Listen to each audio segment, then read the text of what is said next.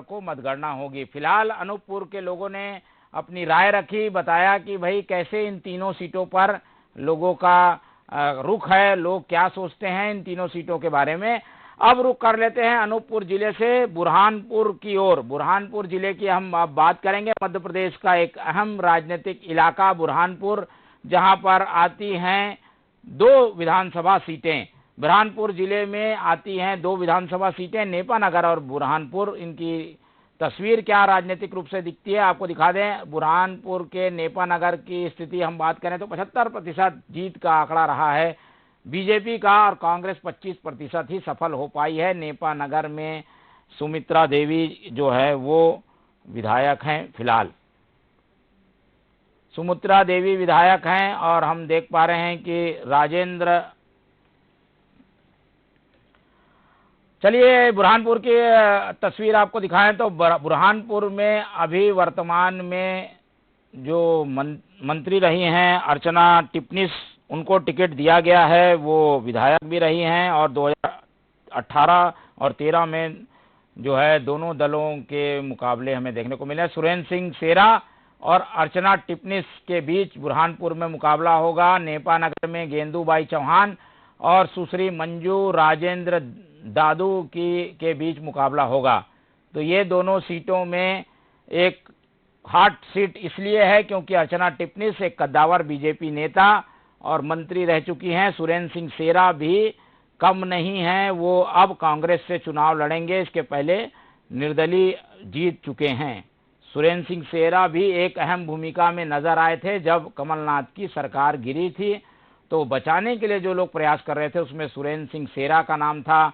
सुरेंद्र सिंह सेरा ने जो प्रयास कांग्रेस के लिए किया, इसी वजह से उनकी कांग्रेस में एंट्री हुई और कमलनाथ के करीबी बने, जिसके बाद वो चुनाव लड़ते हुए दिखाई दे रहे हैं कांग्रेस से।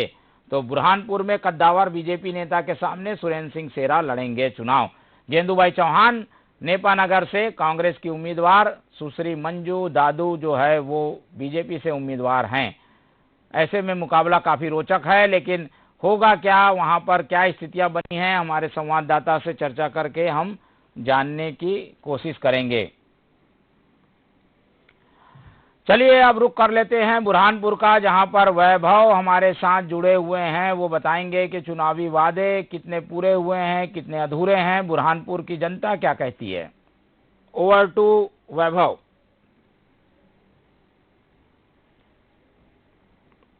वैभव, मेरी आवाज मिल पा रही है?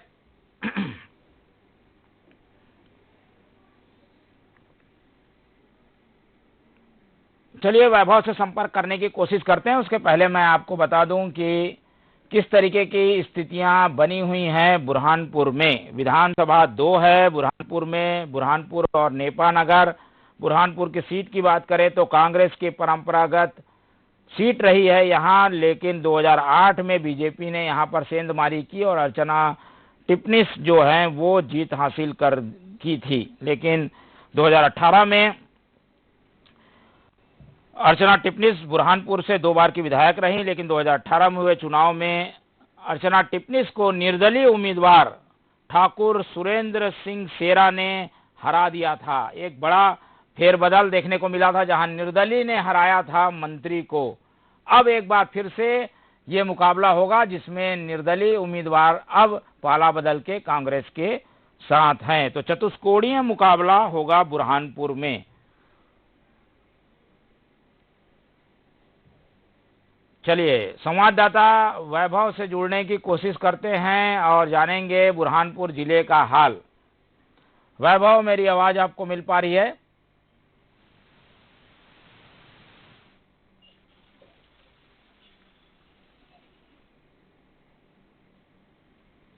चलिए वैभव, हम आपसे संपर्क करने की कोशिश करते हैं। वैभव, मेरी आवाज मिल पा रही है?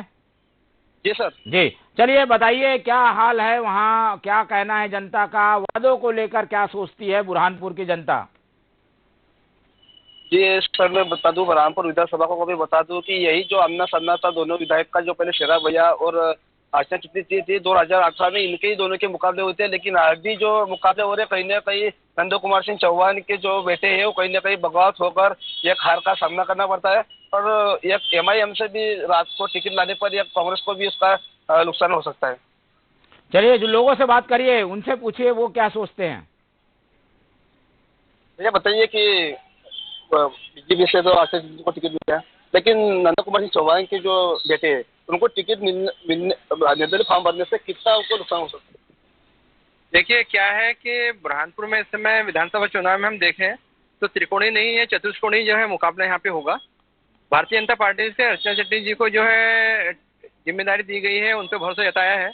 वहीं कद्दावर नेता भारतीय जनता पार्टी के 2 बार प्रदेश अध्यक्ष रहे, महामंत्री रहे, 6 बार सांसद रहे और विधायक रहे शाहपुर विधानसभा से, उनके बेटे ने जो है बगावती सुर अपनाए हैं और बगावत करके जो है अपना नामांकन पत्र दाखिल किया है। उसका खामियाजा बीजेपी को उम्मीद है कि खामियाजा उसका भुगतना पड़ेगा। वहीं अगर हम देखें तो कांग्रेस से बागी और जो पूर्व पार्षद थे काफ़ी दमदार बुरहानपुर में, उनकी दोनों समुदाय में जो है छवि अच्छी है। नफीस मंशा खान, उनको जो है MIM से जो है AIMM से अपना प्रत्याशी घोषित किया है। कहीं ना कहीं ये पूरा समीकरण जो है ये इनके बिगड़ेंगे।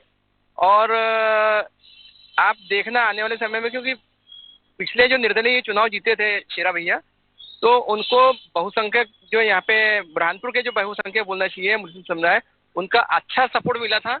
और अब वो उम्मीद जो है धुंधली सी होती दिख रही है। तो आने वाले समय में और 2 तारीख के बाद में स्पष्ट होगा कितने कैंडिडेट मैदान में रहते हैं और स्थिति और अच्छी तरीके से स्पष्ट हो पाएगी। अभी ये कहना मुश्किल है कि क्या नतीजे हो सकते हैं। बाकी नुकसान भाजपा को भी है और नुकसान कांग्रेस को भी है। ठीक है, और कुछ बेमन हम बात भी करेंगे जो बुरहानपुर की जनता है। सर बताइए कि कहीं ना कहीं 2018 का जो मुद्दा था 2023 में देखने को मिलेगा बीजेपी को? ये बिल्कुल अलग चुनाव हो गया है। यहाँ पे 4 कद्दावर नेता है जो मैदान में है। ठाकुर सुरेंद्र सिंह के लिए चुनौती बने हैं नफीस मंशा खान, MIM से प्रत्याशी है। वहीं भाजपा की जो कद्दावर नेता है, जो पूर्व मंत्री है अर्चना चिटनीस, उनके लिए चुनौती बने हैं हर्षवर्धन सिंह चौहान। ये हर्षवर्धन सिंह चौहान वो है जिनके पिता 2 बार प्रदेश अध्यक्ष रहे हैं, 7 बार भाजपा से सांसद चुनाव लड़े हैं, 5 बार महामंत्री रहे हैं, 2 बार विधायक रहे हैं, 1 बार नगर परिषद अध्यक्ष हैं। ये बहुत ही भाजपा को नुकसान पहुंचाने वाला मामला है। अब देखते हैं किस तरह जनता भाजपा की तरफ आकर्षित होती है या बागी बने हर्षवर्धन की तरफ आकर्षित होती है, ये आने वाला समय बताएगा।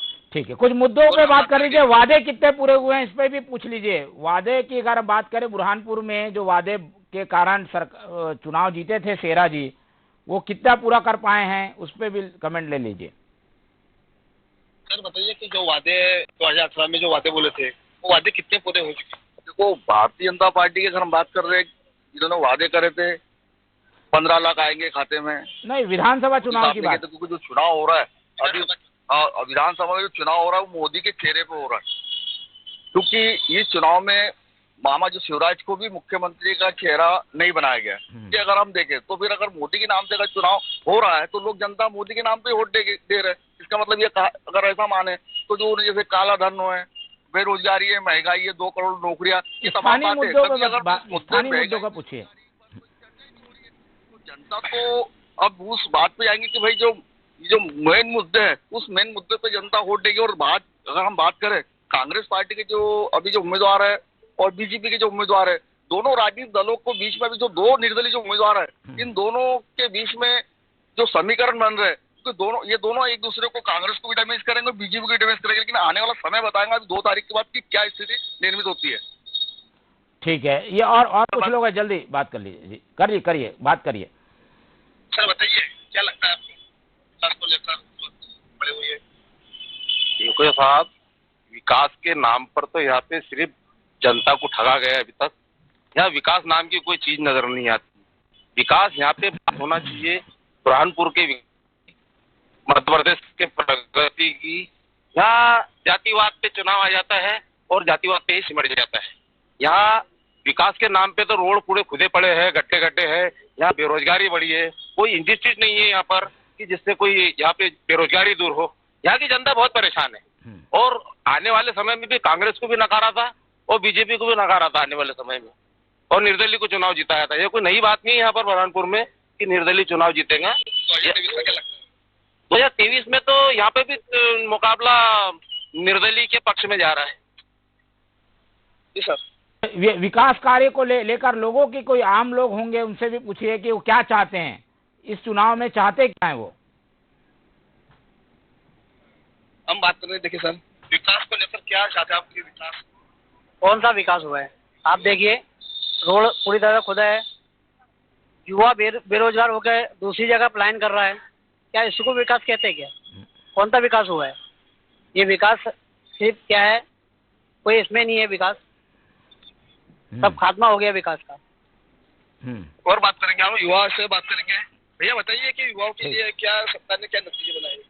युवाओं को लेकर तो अभी फिलहाल कोई बातचीत नहीं हो रही है, और इस बार बुरहानपुर का जो चुनाव है वो अब तक के तो त्रिकोणीय मुकाबला था, लेकिन अब AIMIM ने भी यहाँ पर बुरहानपुर में एंट्री की है, जिसके बाद में मुकाबला जो है वो चतुष्कोणीय हो गया है। भाजपा और कांग्रेस दोनों में ही जो है वो बागी प्रत्याशी जो है वो खड़े हुए एक निर्दलीय में गया है। इसके बाद में 2 तारीख को पता चलेगा कि कितने बागी प्रत्याशी जो है अपना फॉर्म उठाते हैं और क्या स्थितियां बनती है। लेकिन चलिए वैभव, आपने हमारी बातचीत कराई बुरहानपुर वासियों से, आपका बहुत बहुत धन्यवाद। और हमने जानने की कोशिश की कि बुरहानपुर में किस तरीके के समीकरण हैं और लोग क्या चाहते हैं। फिलहाल ये जो पूरी चर्चा है, इसमें एक बात ये सामने आई है कि विकास की बात जोड़ रहा है बुरहानपुर, और बुरहानपुर के लगी हुई जो विधानसभा नेपा नगर, दोनों जगह पर विकास काम जो करेगा उसको जनता प्राथमिकता देगी। तो इंतजार है, मुकाबला काफी रोचक हो गया है।